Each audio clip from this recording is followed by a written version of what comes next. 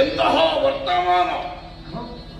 ನಾವು ನಿರೀಕ್ಷಿಸುವುದಕ್ಕೆ ಸಾಧ್ಯ ಇಲ್ಲದೆ ಇದ್ದಂತಹ ವಿಷಯವನ್ನು ಆಲಿಸ್ತಾರೆ.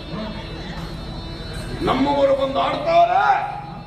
ಅಕ್ರೂರನ ಮೂಲಕವಾಗಿ ನಾವು ಬರೆಸಿಕೊಂಡಂತಹ ರಾಮಕೃಷ್ಣರನ್ನುವಂತಹ ಹುಡುಗರು ಮಧುರಾವನಿಗೆ ಕಾಲಿರಿಸಿದ ಆಮೇಲೆ ಎಸಗಿದಂತಹ ಒಂದೊಂದು ಅನರ್ಥದ ಕೆಲಸಗಳನ್ನೆಲ್ಲ ಬಂದು ವಿವರಿಸ್ತಾ ಇದ್ದಾರೆ.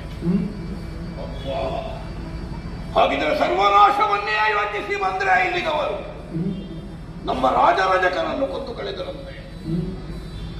ಪೂಜೆಗಾಗಿರಿಸಿದಂತಹ ಯುವಧನುಸ್ಸನ್ನೇ ಮುಖ್ಯರಂತೆ.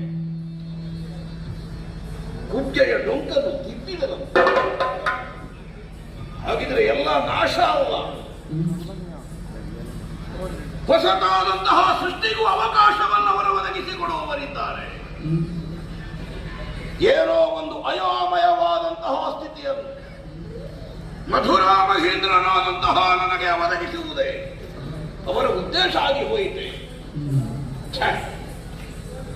ಆವತ್ತು ತಂಗಿಯ ವಿವಾಹ ಮಹೋತ್ಸವದಲ್ಲಿ ಸಂತೋಷದಿಂದ ಪಾಲ್ಗೊಂಡು ವೈಭವದ ಮೆರವಣಿಗೆ ರಾಜಬೀದಿಯಲ್ಲಿ ಸಾಗುತ್ತಿರುವಂತಹ ಕಾಲಕ್ಕೆ ರಥದ ವಾಗೆಯನ್ನು ನಾನೇ ಕೈಯಲ್ಲಿ ಧರಿಸಿದ್ದೆ.